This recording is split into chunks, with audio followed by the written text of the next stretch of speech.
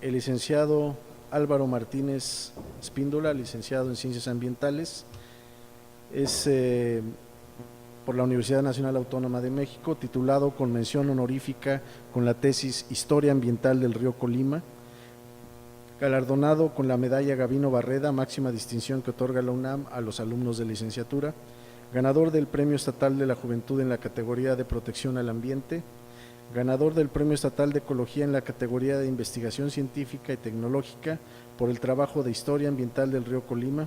Ha realizado estancias de investigación en el Centro de Investigaciones en Ecosistemas y Centro de Investigación en Geografía Ambiental sobre ordenamiento ecológico del territorio, ecofisiología vegetal, cambio de uso del suelo e historia ambiental. Ha participado en la organización de congresos internacionales sobre ecotecnologías y ordenamiento territorial. Fue profesor de la materia de desarrollo sustentable en el Instituto Tecnológico de Colima. Ha impulsado proyectos de investigación y divulgación ambiental por medio de Biotopo AC en colaboración con el Instituto Mexicano de la Juventud. Actualmente se desempeña como consultor ambiental privado. Queda con ustedes.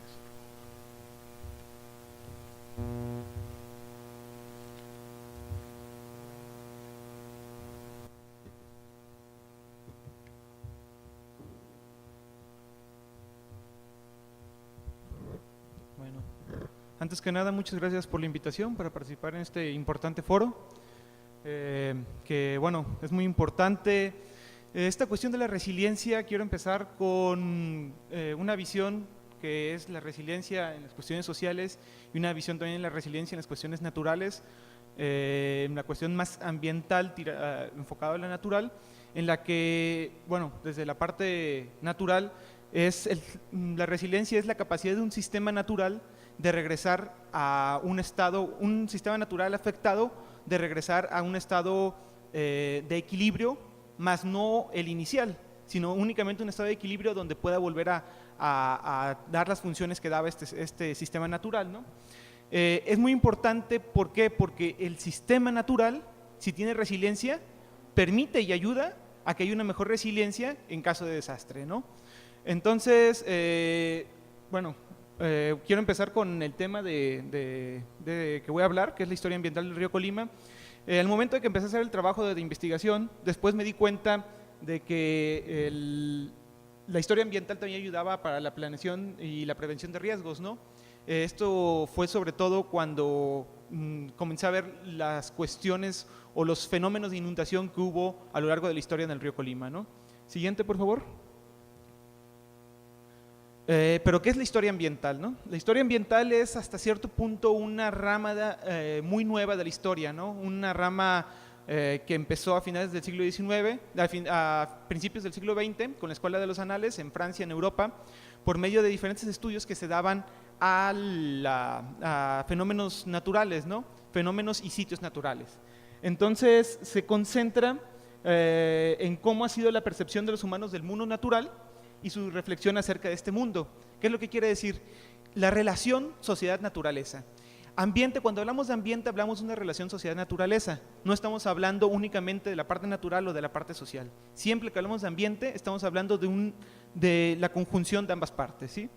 Entonces, la historia ambiental tiene tres niveles de análisis, ¿no? Una es la comprensión de la naturaleza en el pasado, su función y el futuro, qué es lo que nos va a dar. Además, la interacción del dominio socioeconómico, esto es muy importante. ¿Por qué? Y eso es lo que lo voy a platicar, me voy a enfocar al final, que es cómo los seres humanos, la sociedad, influye por medio o maneja el ambiente por medio de los intereses socioeconómicos que existen, ¿no? También la relación de la naturaleza con lo exclusivamente humano, ¿sí? Únicamente lo social, sin entrar tanto en lo natural. Y cómo eso influye en lo intelectual y en algunas cuestiones de valor más ético, más natural, más retrospectivo, ¿no? Entonces, ¿pero por qué estudiar estos temas? Bueno, una de las partes importantes es el río Colima. ¿Qué es el río Colima, no? El río Colima tiene 24 kilómetros de longitud. Antes de llegar a la ciudad de Colima, dentro de la ciudad de Colima recorre 5 kilómetros y después recorre otros 35 kilómetros hasta desembocar en el río Armería. Es un río de orden 4, es un río muy pequeño. Los órdenes se dan de la siguiente manera. Si tenemos un río, un orden 1, es un caudal pequeño. Si se une con otro de orden 1, se hace un orden 2. Al momento de que se une con otro de orden 2, se hace orden 3 y así va creciendo gradualmente, ¿no? Para que se den una idea, el río Amazonas es un río de mar de orden 100. Entonces tenemos un río muy pequeño, pero que veremos más adelante ha causado o ha sido preocupación por inundaciones, ¿no? Hay 23 localidades dentro de la microcuenca del río Colima y vivimos más de 177,000 habitantes en esta zona. Siguiente, por favor.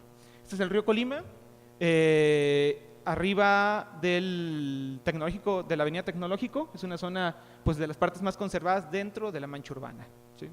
La siguiente, por favor. ¿Qué es lo importante en este trabajo respecto a la cuestión de la resiliencia y los desastres y la prevención de desastres? Uno, hay que ver el río, el agua, nos brinda diferentes servicios ambientales. Los servicios ambientales son todos los beneficios que otorga un sistema ambiental a las personas, ¿no? Hay diferentes tipos de servicios ambientales, tangibles e intangibles. Uno de los más, el agua nos brinda sobre todo servicios tangibles. ¿Por qué? Porque los vivimos y en cuanto los tenemos, vemos los beneficios que nos brinda.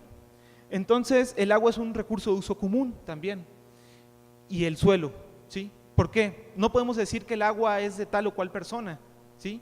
El agua es de todos, al igual que el aire, por ejemplo, ¿no? Ese es un término económico, socioambiental y además económico, que crea conflictos, ¿no? ¿Por qué? Porque no se puede hacer una legislación muy sencilla para poder manejar el agua. Entonces, el río también en tiempos anteriores solventaba necesidades sociales, sanitarias, alimentarias y económicas, ¿sí?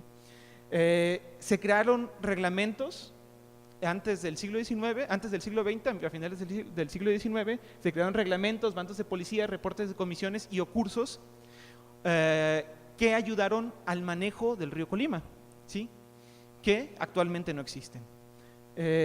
Había comisiones específicas para manejar el río Colima, como eran comisiones de fuentes encargada del manejo del agua, la comisión de policía encargada del manejo de la contaminación del río Colima y la tesorería encargada de todo el dinero que brindaba el río Colima al ayuntamiento, ¿sí?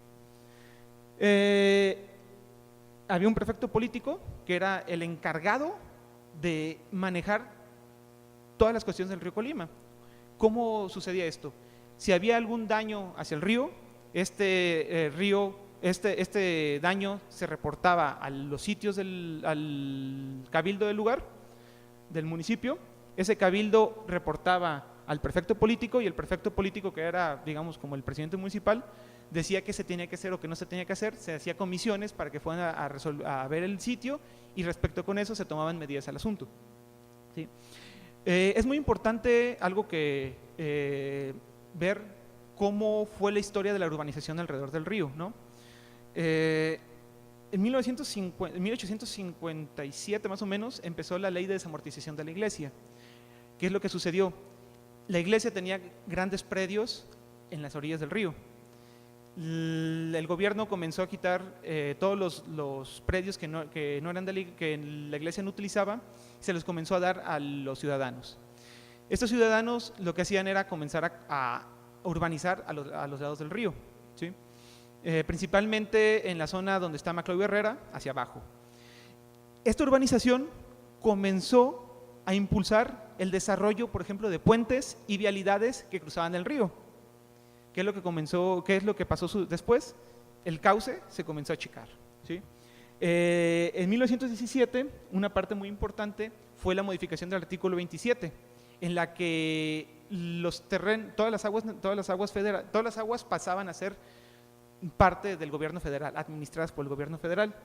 En 1933, las aguas federales del río Colima pasaron a ser parte del ayuntamiento.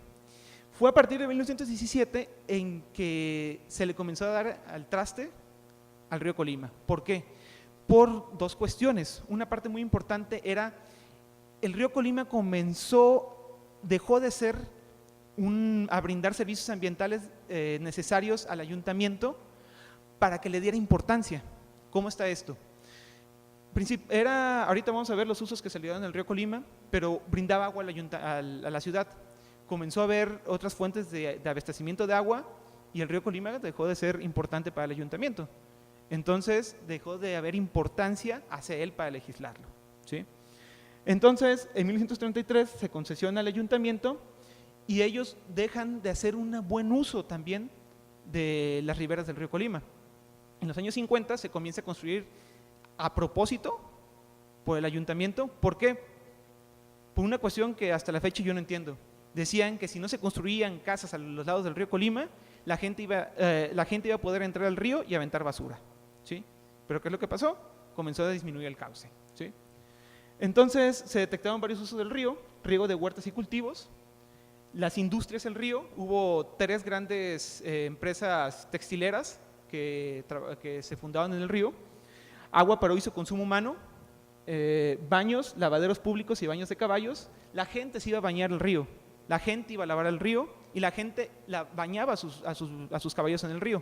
Eso era muy importante porque además daba dinero al ayuntamiento, a las arcas del ayuntamiento. Eran fuentes muy importantes económicas, ¿sí? Y después, poco a poco, se les fue dando a las aguas residuales.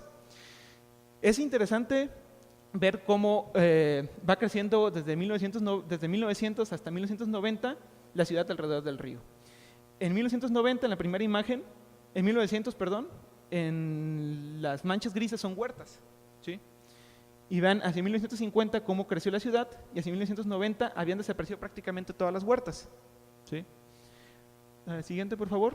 Vean, esta es una foto del río, aproximadamente entre la calle de la Iglesia de la Salud y la actual calle Manuel Álvarez. Vean cómo era mucho más ancho, cómo no estaban las construcciones. Las huertas formaban, al momento de ser las huertas una fuente económica, no se deshacían, no se dañaban, se mantenían. ¿Esto qué es lo que daba? Prevenía que hubiera inundaciones, ¿sí? A continuación, las fábricas de helados y tejidos, ese es San Cayetano. Era tal el caudal del río, tan grande, que se captaba totalmente, se pasaba por medio, se llevaba unos tanques que después fueron balneario, se fue por un acueducto y se utilizaba la energía hidráulica para el funcionamiento de la fábrica. Siguiente, por favor. Agua para uso y consumo humano. Se creó el primer acueducto, venía desde San Cayetano en 1850 hasta la ciudad de Colima. Fue la primera vez que hubo agua entubada. El Pocito Santo, el Charco de la Higuera, Huertas de Álvarez y San Miguel eran otras fuentes de agua, pero en menor medida, agua para beber. Lo demás era agua para cuestiones hogareñas, ¿no? Después se fueron a tomas de agua, había aguadores. Después se crearon fuentes públicas donde la gente iba a tomar agua del río. Y después se formaron los tanques de Santa Bárbara, que fueron una de las primeras represas o zonas de almacenamiento de agua del río Colima. Y después el acueducto de Zacualpan, que fue cuando totalmente el río Colima dejó de abastecer de agua a la ciudad y hubo menos importancia hacia el río, ¿sí? Bueno, ahora, ¿por qué la historia ambiental es importante, no? Porque leyendo los documentos, las descripciones que hay sobre el río, nos damos una idea de cómo era el manejo en aquellos tiempos y por qué no había desastres, ¿sí? Esta es una descripción que no la voy a leer, es larga, sobre los baños, lavaderos y baños de caballos. Ellos describían cómo el entorno, el paisaje del río, ¿no? Siguiente, por favor. También otro era de las márgenes, bueno, este se lo voy a leer, es un poco más corto. Las márgenes antes llenas de vegetación y de lindos prados, de rincones hermosos, de baños bajo enramadas de palma y plátano. Todo esto se ha ido desapareciendo con la disminución de las aguas, ¿sí? ¿Por qué? Porque al momento de no haber agua en el río, empezaron a desaparecer las huertas. Al desaparecer las huertas, dejó de haber la vegetación alrededor, se empezó a urbanizar, vinieron los problemas. Algo muy importante, un dato muy importante que encontré dentro de los archivos históricos fue que antes la gente, el mismo ayuntamiento le decía a las personas: ¿saben qué? No construyan a los lados del río, no les vamos a dar permiso para construir a los lados del río, cuando mucho les vamos a dar permiso para hacer hortalizas. Y preguntaba a la gente: ¿pero por qué? Porque en caso de crecida del río se van a inundar y van a morir, ¿sí? Actualmente eso pasa a ser un juego, ¿no? La siguiente, por favor. Aquí vemos imágenes del río. Esa imagen de abajo es donde actualmente se encuentra una cremería Sello Rojo, no sé si lo ubican, sobre Manuel Álvarez. Vean cómo el nivel del río está casi al ras, ¿sí? Actualmente el nivel del río son 3 o 4 metros por encima, ¿sí? Las casas. Se encauzó totalmente. Siguiente, por favor. Las aguas residuales se comenzaban a hacer descargas de aguas residuales directamente al río, se empezó a contaminar. Eso todavía dejó de dar valor al río, ¿sí? Y se comenzó a construir y a hacer cosas que no se debían. Siguiente, por favor. Y aquí es donde viene una parte muy interesante. Dentro de los datos que encontré en hemeroteca, fue que, ahí perdón, es 1865, la primera inundación fuerte fue en 1865, ¿sí? En el río Colima, registrada. ¿Y por qué fue? Por los baños de caballos que existían en el lugar, principalmente. Al momento de que se comenzó a hacer infraestructura dentro del río, el ayuntamiento lo detectó y les dijo, ¿saben qué? No vuelvan a construir. Se quitaron todos esos permisos y se legisló para que no hubiera construcciones dentro del río, ¿sí? De 1865 hasta Jova de 2011 hubo solamente 5 inundaciones de riesgo en el río Colima. ¿Cuántas hubo el año pasado? 3 o 4, ¿sí? Entonces eso nos pone a pensar, ¿sí? Este mapa es uno, bueno, el ayuntamiento y el gobierno del estado solicitaron al Instituto de Ingeniería de la UNAM hacer un mapa de riesgo, bueno, un trabajo de investigación para cuestiones de colectores pluviales y cauces y entre otras cosas, ¿no? Pero una parte importante es de que en este lugar, en este mapa de riesgos, ese es el río Colima, no coinciden este mapa que se realizó por medio de aspectos o datos geológicos e hidrológicos, no coincidió con los datos históricos de inundaciones. ¿Qué es lo que quiero decir con esto? Es muy importante revisar los datos históricos para ver si coinciden con ese tipo de mapas, ¿sí? Porque en realidad esos que dicen riesgo bajo son zonas de inundación constante actualmente en lluvias, ¿sí? Siguiente, por favor. Pero ¿cuáles son los problemas? Un problema fue esto: si no hay beneficios del sitio, cambian las políticas de manejo. Estas políticas de manejo afectan al sistema, ¿no? Otra, el paradigma que se maneja actualmente para la urbanización en México y en otros lugares es el Rational Comprehensive Planning, que es de los años 50, ¿sí? Es una herramienta de más de 60 años, que actualmente ya muchos teóricos, muchas personas dicen que es inservible, pero se sigue manejando, y es una herramienta los planes de desarrollo, ¿sí? El marco legal y políticas de la urbanización en torno al río y en torno a toda la ciudad de Colima data de los 70s, ¿sí? Y a nivel nacional. Son pre-neoliberales. El gobierno todavía tenía el control de la urbanización en esos tiempos. A partir del gobierno de Salinas se empieza a hacer la neoliberal y se entregan a las ciudades a la iniciativa privada, ¿sí? Entonces, actualmente lo que se maneja, uno de los más importantes, es planes estratégicos, que son contratos, entre comillas, entre el gobierno, la iniciativa privada y la sociedad. ¿Cuál es el problema? En realidad, la iniciativa privada sigue manejando la urbanización. Aunque existen los planes de desarrollo, realmente en la realidad, la iniciativa privada es quien manda. Un ejemplo muy claro es el caso de la Marina San Fernando, ¿no? Donde la urbanización se hizo a pesar de que se sabía de que no era viable ese tipo de lugares. Por ejemplo, donde se construyó, son de los últimos relictos de huertas de los años del siglo XIX, donde se construyó, pues hasta cierto punto se hicieron cosas que no se dejan hacer a la población común. Entonces la élite económica, la élite política es la que sigue mandando, no tanto los planes de desarrollo. Siguiente, por favor. Entonces, el cambio de uso de suelo se debe hacer un cambio de uso de suelo amplio, no catastral. Principalmente el cambio de uso catastral da un predio rústico, un predio urbano. Entonces, el cambio de uso de suelo sería de ver una visión ambiental más amplia, ¿no? Zonas verdes, zonas urbanas, zonas de pastizales, etcétera, ¿no? Cambios hidrológicos locales. Si vemos, las inundaciones se deben mucho a esto. Ahorita vamos a pasar rápidamente. La eliminación de la cubierta vegetal y el crecimiento urbano. Siguiente, por favor. Y esta es donde vemos. Esa imagen es del año pasado, ¿sí? En la calle B. Carranza. ¿Por qué se da esto? Veamos, la calle B. Carranza, 1.84 kilómetros sin desagüe al río, ¿sí? Solamente hay 2 zonas de desagüe, la calle que está en Campo Verde y otra calle después del Club Santa Bárbara, ¿sí? No hay nada más. Esto no se da por los colectores pluviales, por falta de colectores pluviales, se da por el cambio de uso de suelo y la urbanización en torno al río. ¿Qué es lo que pasa? El agua no tiene cómo llegar al río Colima, ¿sí? Que sería el desagüe natural.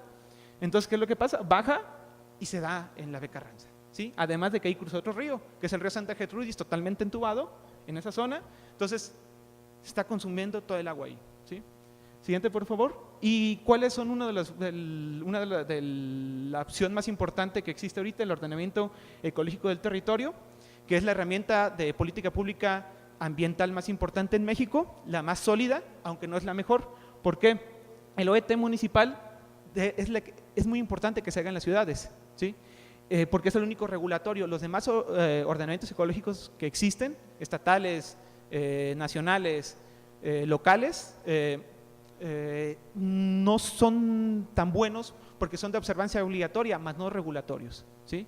Entonces se puede hacer lo que se quiera. Y el OET, no, lo puedo dejar ahí, en el último, ¿sí? El OET y los planes son muy rígidos. ¿Qué es lo que pasa? Actualmente la sociedad, al momento de que el gobierno pierde la dirección de la urbanización y se lo deja a la iniciativa privada, esos planes son muy rígidos, entonces no los van a acatar, ¿sí? Finalmente, lo que quiero llegar con esto es de que las inundaciones no se dan por la basura en los ríos, se dan por el mal planeamiento urbano que se ha dado a lo largo de la historia, ¿sí?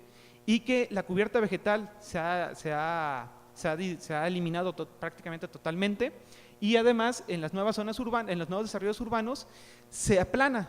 Si ustedes ven, se aplana totalmente todos los numerios, y eso influye en la hidrología, del sitio, como podemos ver en la B. Carranza, ¿sí? Entonces, bueno, espero que esto pueda ayudar de algo y muchas gracias por su atención.